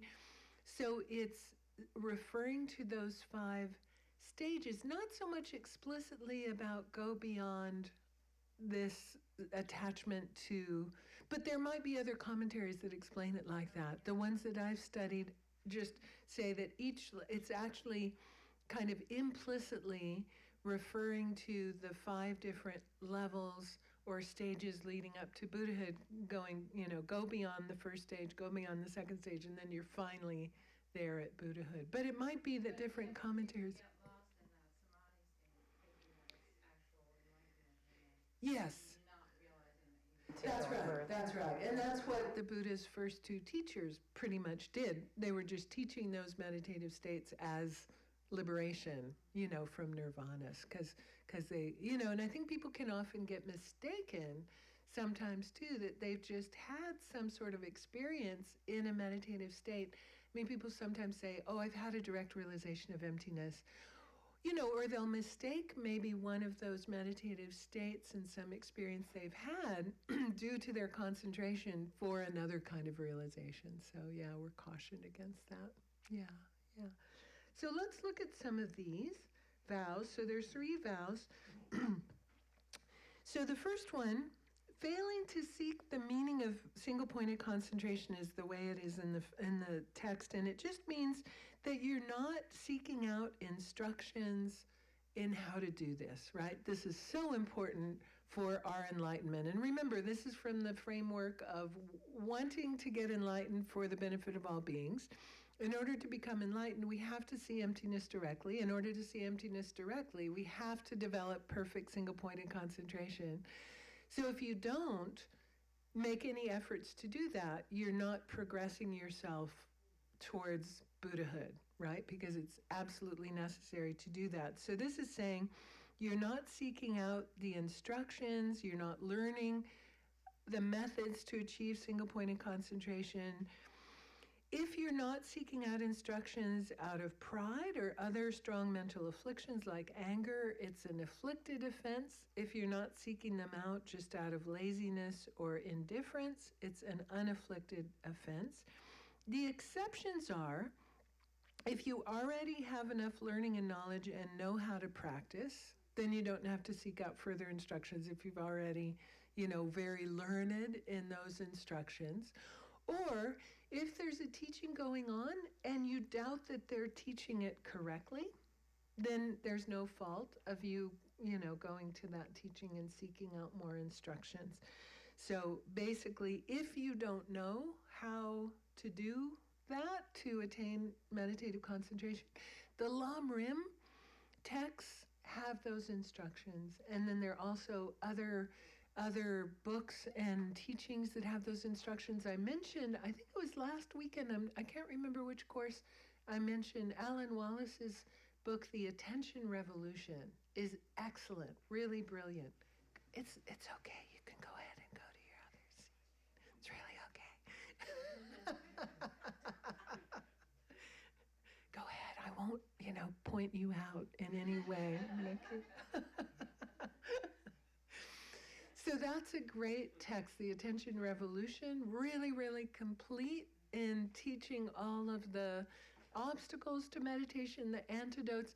And I think that's, so much when people start to meditate, they just don't get really good instructions. And I've seen sometimes in these books about mindfulness or whatever, there'll be some book about happiness and they go, oh, meditation really makes you happy. Here's 2 paragraphs in how to meditate. Sit down and watch your breath. They don't tell you anything about what to do when you have any of the obstacles.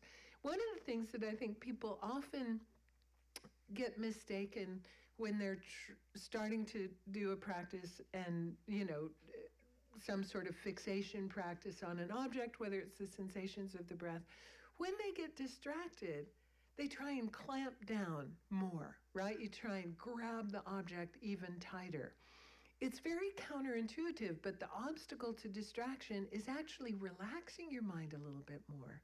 And most people, without that instruction, you don't do that. Intuitively, you're just like, which just agitates your mind even worse and makes you even more distracted. So simple example of how when you don't get the instruction, and I find people often that's like the main problem they have. They've read in some book, or some magazine article that meditation makes you feel more calm.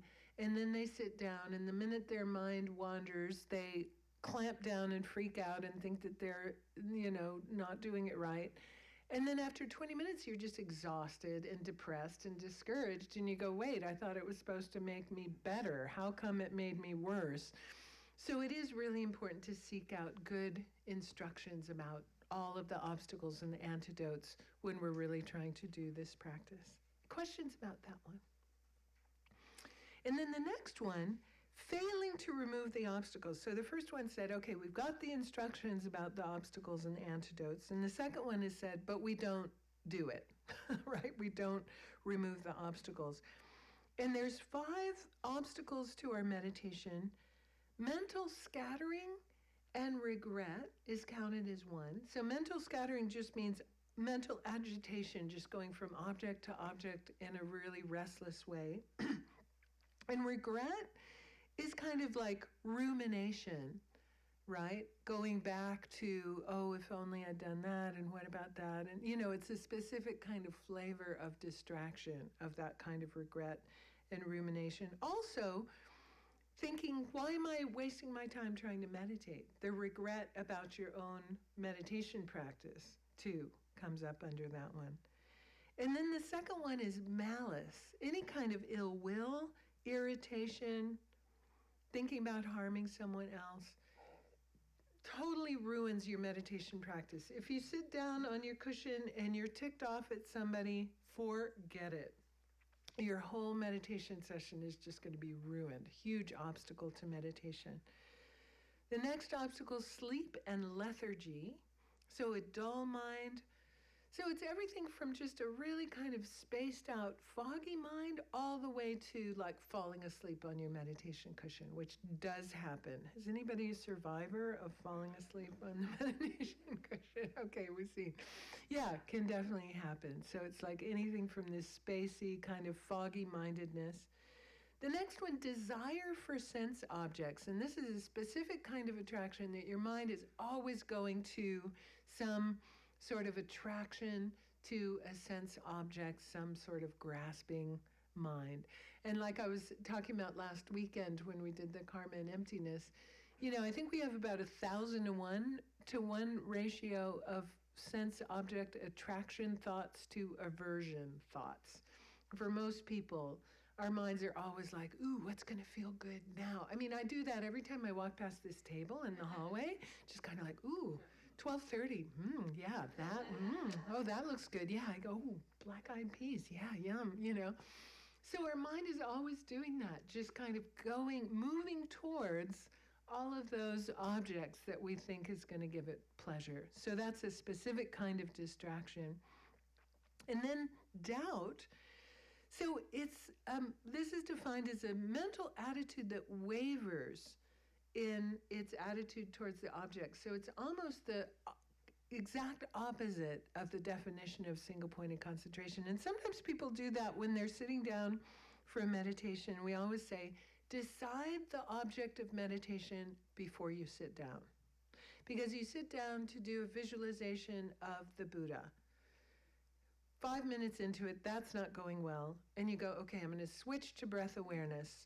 And then 7 minutes go by, and you're like, okay, breath awareness isn't going well. Maybe I should recite the 21 verses to Tara instead. Like, forget it. You're never going to make any progress with anything because your mind is just like changing objects all the time. And that's one of the meanings of this doubt, is just like second guessing your own meditation practice, even within the practice, and moving around from object to object to object. So you're never going to make any progress. You just decide before you sit down, stay with that object for as long as you've decided to meditate, right? Just don't do that skipping around thing, which is so easy to do. So it's really important to know what these obstacles are and the antidotes, and then to really try and stop that when it comes up in our meditation session. If you don't do that, that's this vow. Yeah. Does caffeine or coffee interfere with the meditation process? Yeah. When I'm in retreat, so when my meditation, hopefully is more subtle than my daily meditation, especially in retreat, I avoid both caffeine and sugar because I find both of them really agitate my mind. Now, in daily life, like here I am, drinking my coffee. When I'm busy and I'm going around teaching, I have a daily meditation practice, but when I'm busy in teaching, I don't expect much out of my daily practice. I just do it to keep my commitments. But especially when I'm in retreat, I found caffeine and sugar are like, wow. If I'm in a meditation retreat, just really agitate and create a lot more, because especially in retreat, your mind gets so much more sensitive that the least little things, and paying attention, that's the thing I found for myself. I did 2 long retreats, and in one retreat, we had caretakers cook for us, and the second one we cooked for ourselves. I much preferred cooking for myself, even though it took more time, because I found that deeper and deeper I went into practice, how I ate really changed. I wanted to eat kind of lighter and just adjust more, like you eat, you find when you do a lot of deep meditation, you sleep and eat less. It said that meditation is actually like food. There's 5 different kinds of food mentioned in the scripture, and only one of them is like physical food. And there's a kind of food you get from your meditation. So I found I didn't need to eat as much or sleep as much because I was getting kind of nourished by the deep meditation. So it was easy for me to just adjust that by cooking for myself. But yeah, I found for myself that the caffeine, some people say, you know, I had a friend who's very attached to at least her morning cup of tea. Tea is usually easier than coffee in terms of just that jittery thing that you get. So a lot of people will, you know, but really looking at that and looking at the effect on your mind. One of the useful things to do too, if you're really engaging in meditation practice, is just check the effects of different factors, you know, whether it's food or drink or sleep or, you know, checking the news or checking your Facebook. Or I always tell people, do not go on the internet before your morning meditation. It will just destroy. I mean, don't check your email. Don't look on your Facebook. Just do not do it, at least until after your morning meditation, you know, because it'll just distract you so much.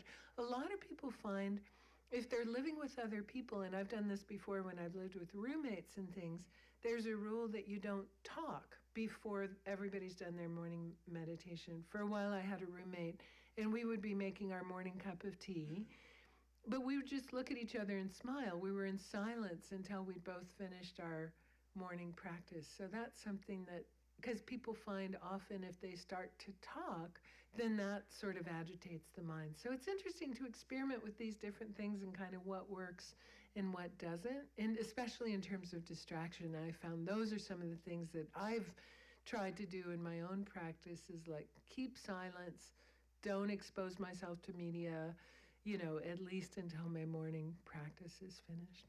Yeah. If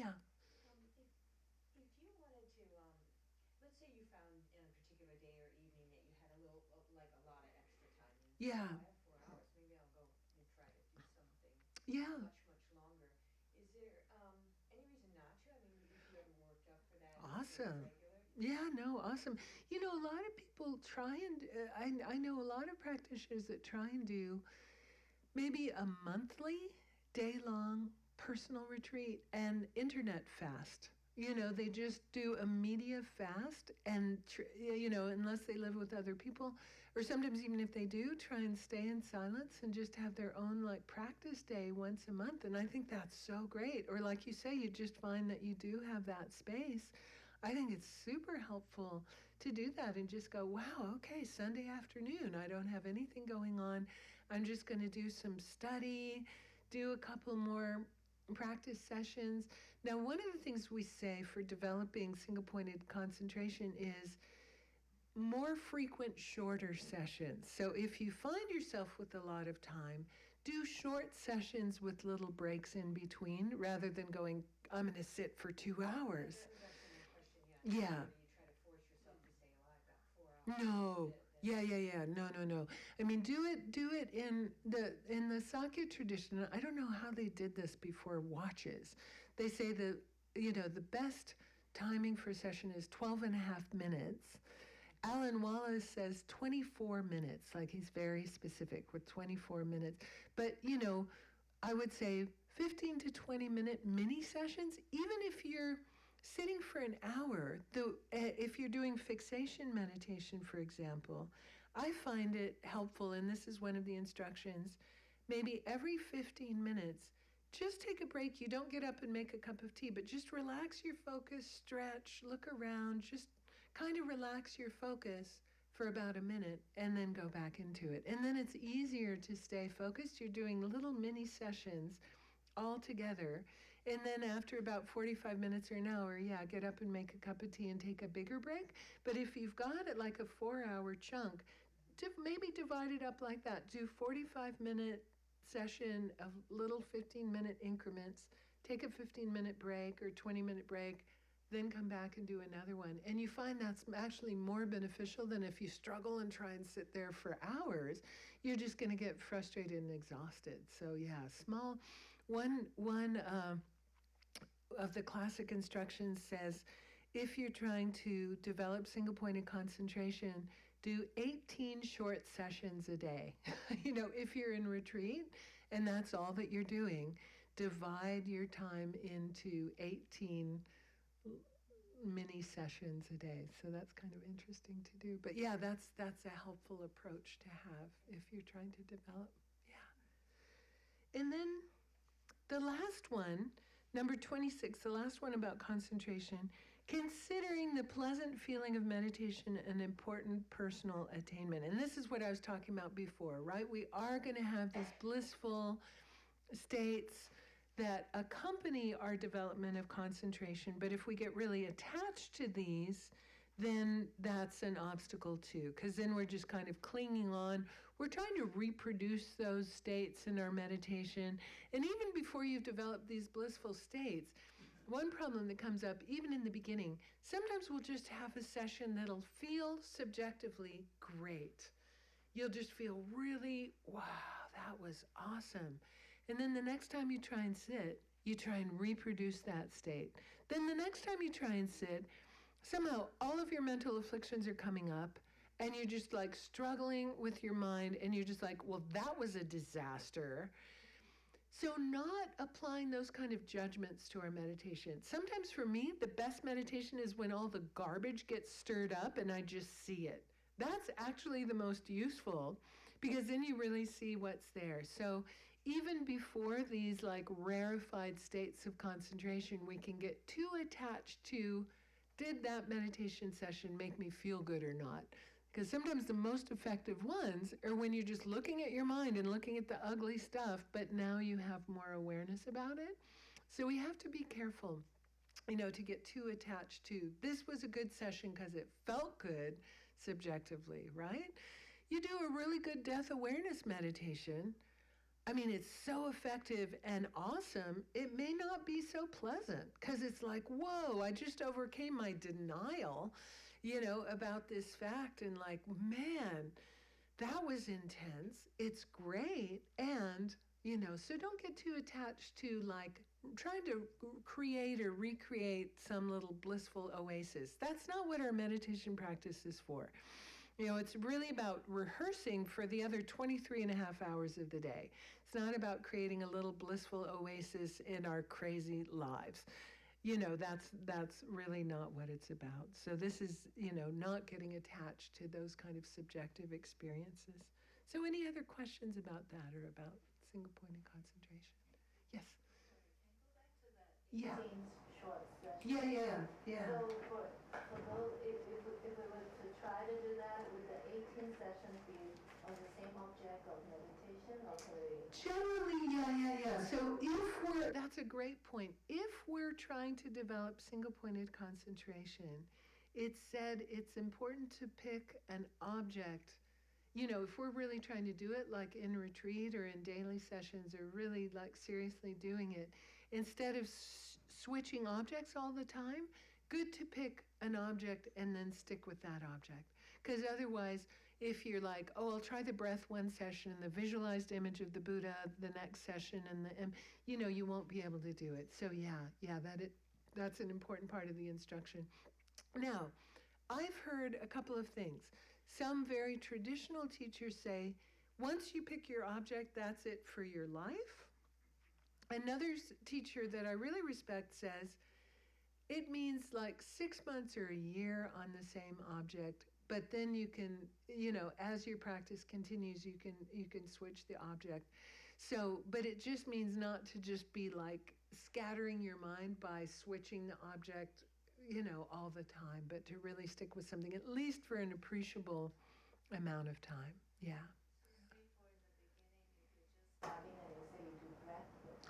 Perfect. Great.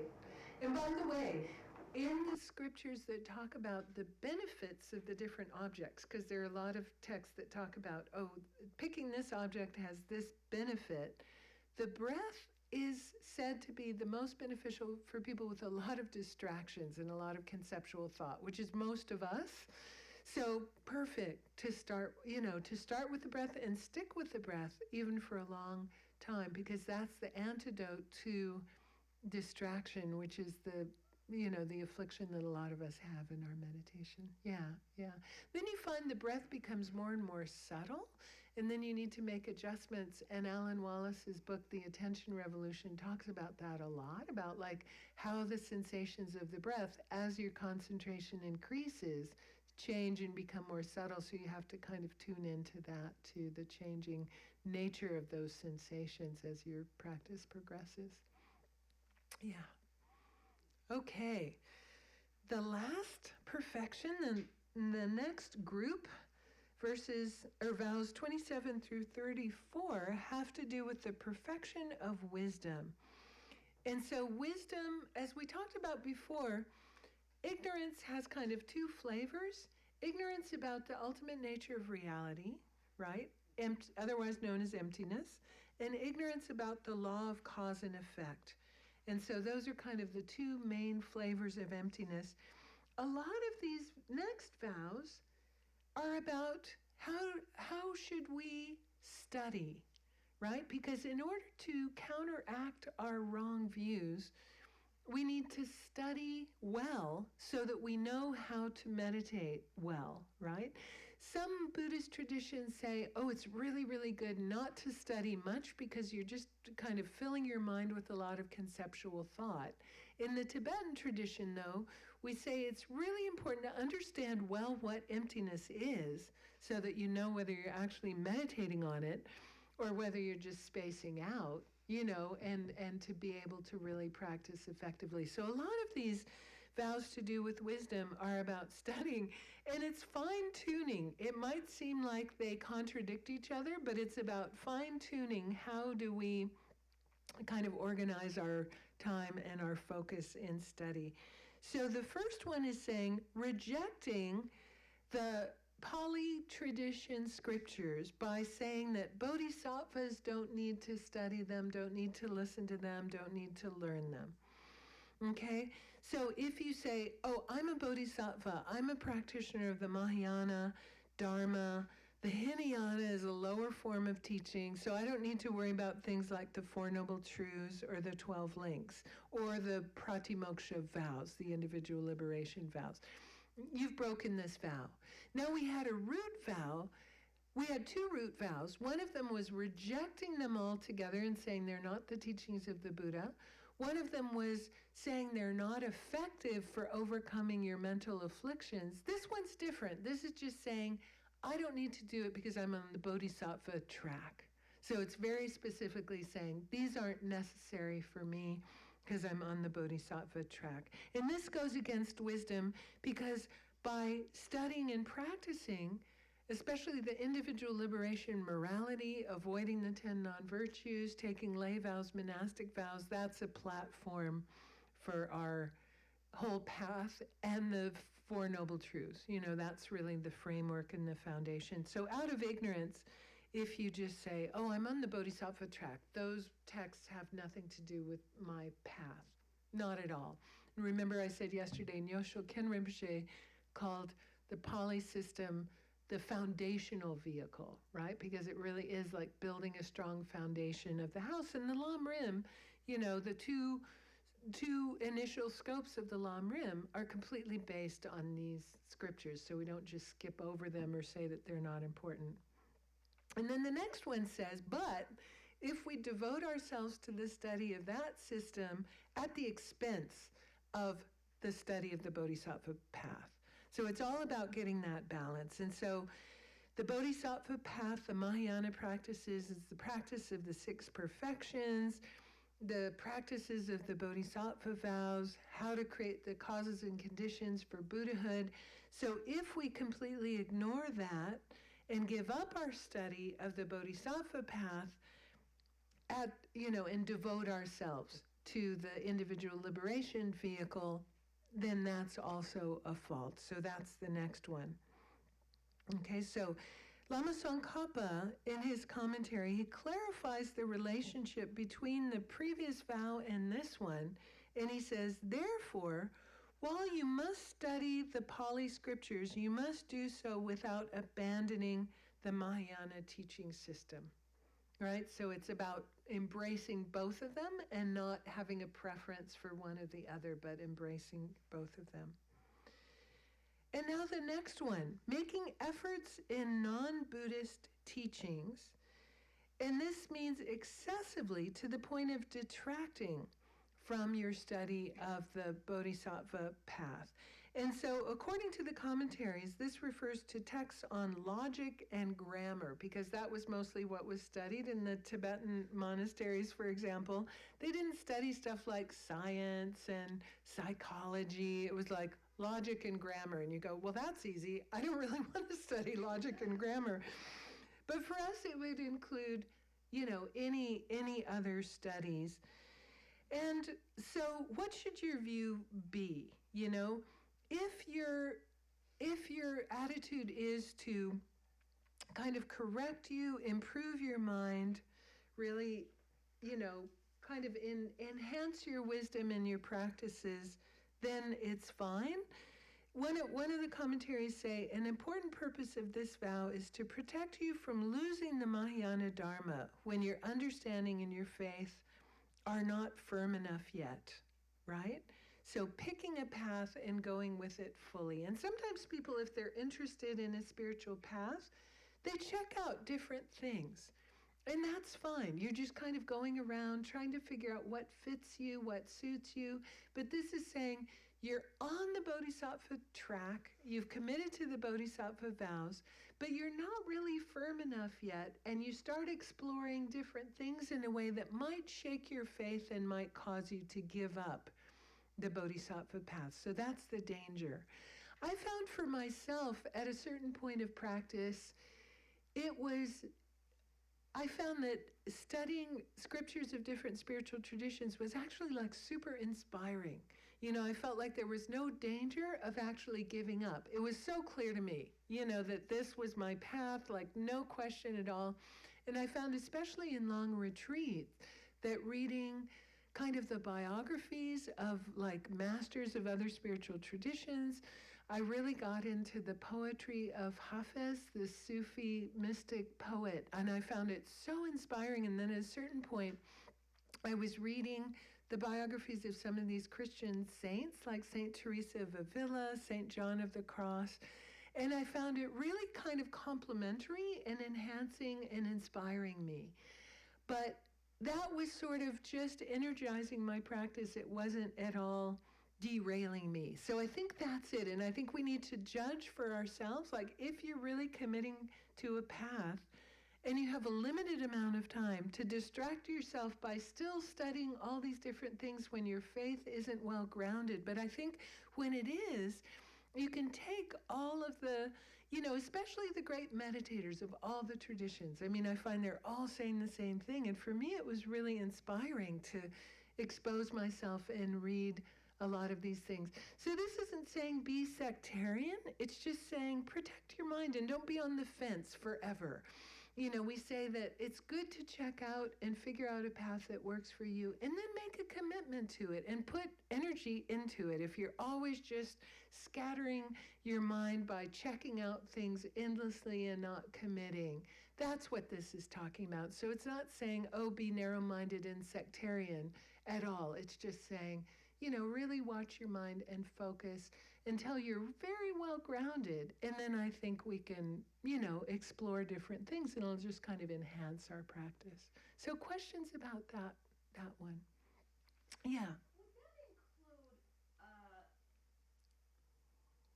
exploring the other schools of Buddhism, other than this Kurukulla tradition, or the Mahayana? It's mostly Mahayana. I mean, it's mostly talking about if your Bodhisattva vow would be shaken up because you might lose that Bodhisattva vow, right? So different Mahayana schools, if you're really attracted to something that is kind of contrary to that Bodhisattva path, That's kind of what it's talking about. So different, it's such a delicate thing, because the previous ones have said, no, you need to study don't disregard the Pali system text. And now we're saying, don't study, but this is more about non-Buddhist. This specific vow is about non-Buddhist systems, is about being attracted and studying and spending a lot of time on non-Buddhist systems. So that's what this one is about specifically. Yeah. But it is, because we don't want to be narrow-minded, and we need to be able to communicate with people, but it's sort of like, judge your own mind if you're getting a little bit, and including non-spiritual subjects.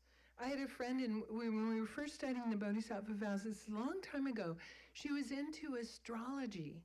And she was like spending a lot of time learning astrology and like studying and all this. And I remember when we were first doing our Bodhisattva Vows class, she goes, oh, like I'm spending so much time studying this thing and learning how to do the ephemeris and how to do people's charts. Maybe it's a little bit that I'm too attracted, which is the next one. Even if you do make efforts being really, really attracted to them, to the detriment of her own, kind of how much time is she studying astrology, and maybe she's not, practicing much her own path. So it's about that. Yeah. I mean, if you're like, I'm thinking about like going back to school from like, career stuff, is that like... I mean, we have to make a living, right? Like you have to sometimes get a training and make a living, but it's kind of about your priorities and how much are you spending time studying other things, at the detriment of your bodhisattva path.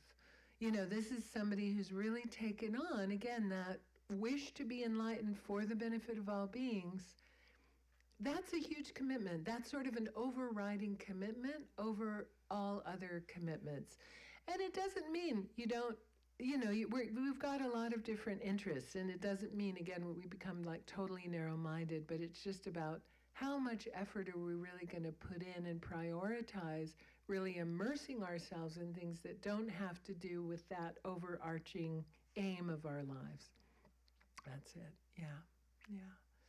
And for each of us, that might be different. And like I said, we need to make a living. Sometimes you need to advance your career, and that's just practical. But it's about, and then the next one says, even if you do make efforts, really being more attracted to those subjects at the expense of studying and practicing, the Mahayana subjects. Yeah.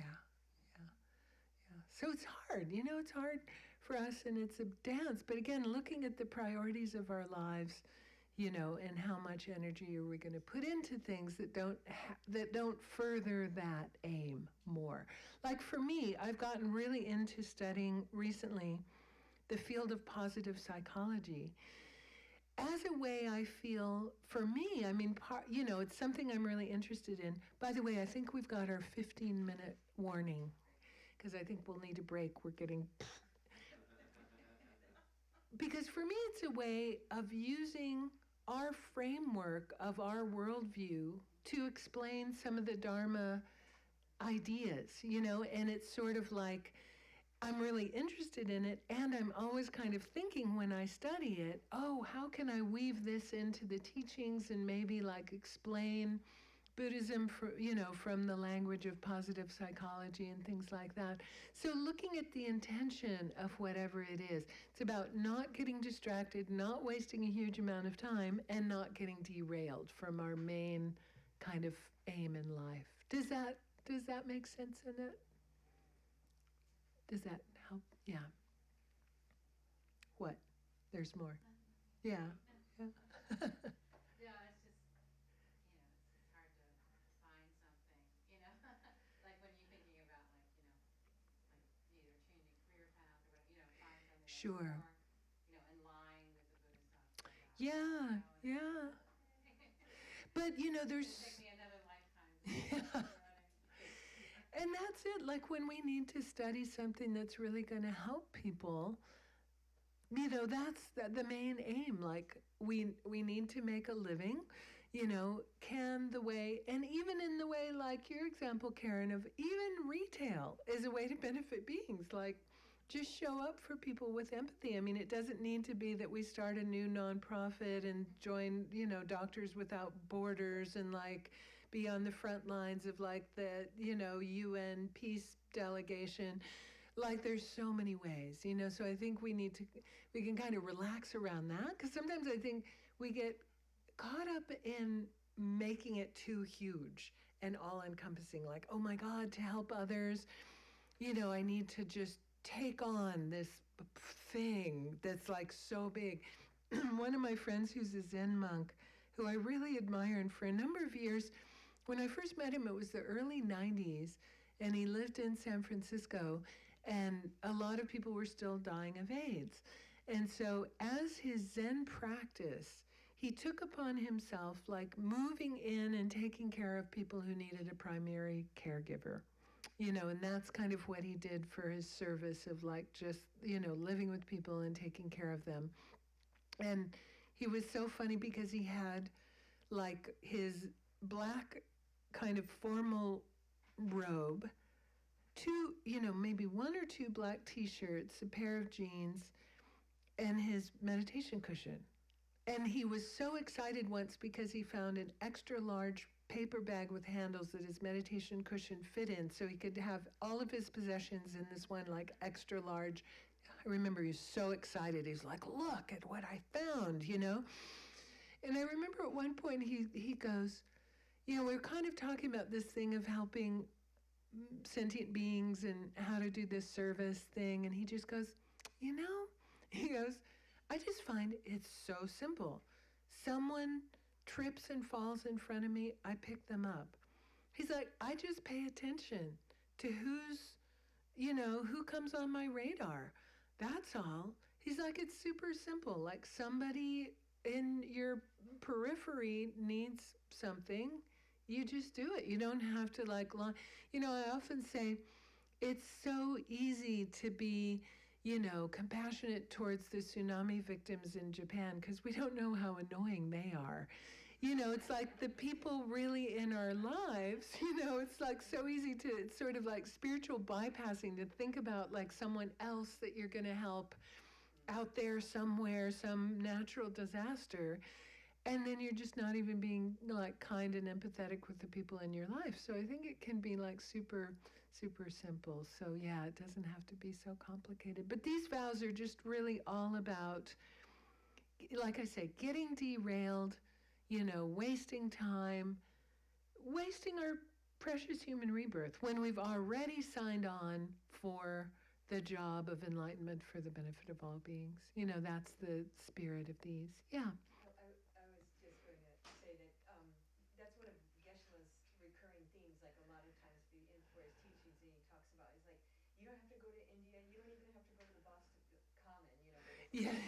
People or something like that, because there's opportunity all around you. All around. Yeah. And, whether it's the tone of the text you're sending, or Yeah.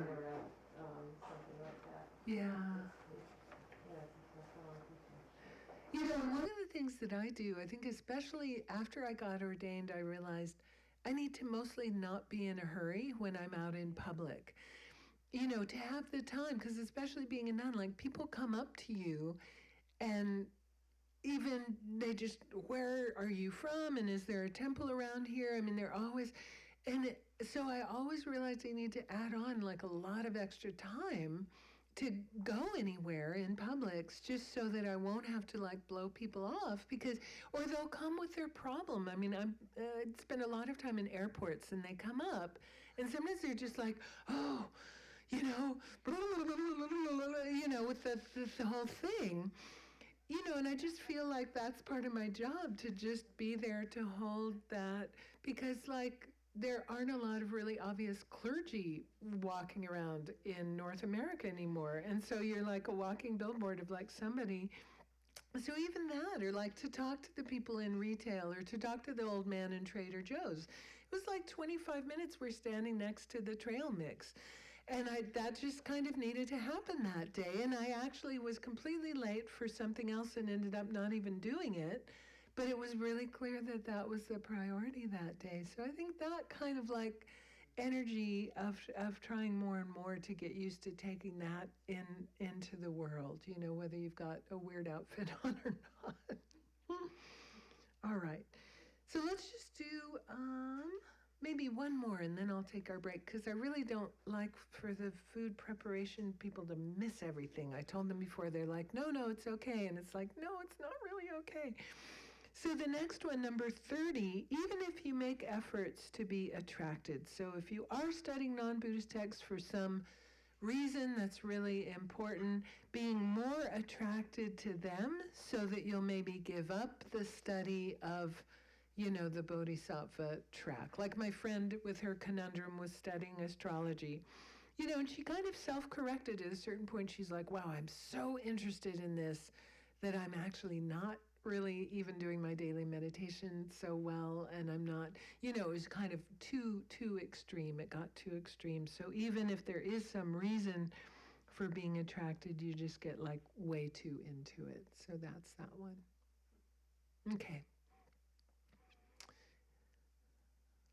How are they doing out there? I don't want to break too quickly, because they say everybody just like lunges for the food table before it's ready. The timing. We're pretty good here. Okay, great. Thanks for checking, Karen. We have the permission from the food people. 50, 40, what is it? 95? Okay. One of these days. All right. Now let's imagine, and as we mentioned before, so one of the ways that we can create a lot of merit through eating is not just by offering, but imagining a Buddha at our heart. And as we eat and drink, we imagine that the food transforms into blissful nectar that we then offer to that Buddha at our heart, and that Buddha experiences great bliss. And so we'll chant the first paragraph in Tibetan, and then we'll read the last two paragraphs in English.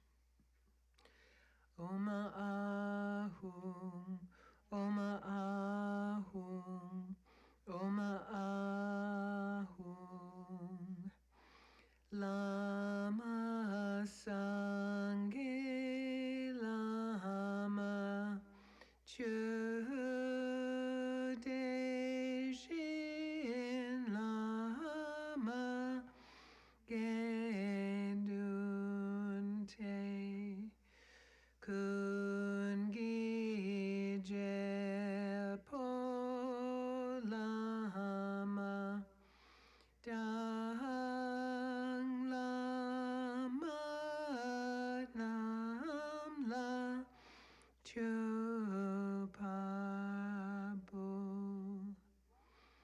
To the Supreme Teacher, the precious Buddha, to the Supreme Refuge, the precious Dharma, to the Supreme Guides, the precious Sangha, to the Triple Gem, the objects of refuge, I make offering. May we and those around us in all future lives never be separated from the three jewels, continuously make offerings to the three jewels, and receive the inspiration of the three jewels. Okay, so let's come back at 1:15. That gives us just over an hour. And then we've got 16 more secondary vows to go. So we'll finish off the last 16, and there's just a couple of little bits and pieces of how we can really support ourselves keeping the vows, and then we'll just see if there's any other questions or discussion to do after that. All right, great, thank you. The timing kind of always works out. No matter how much or how little time we have, it just always seems to kind of work out perfectly.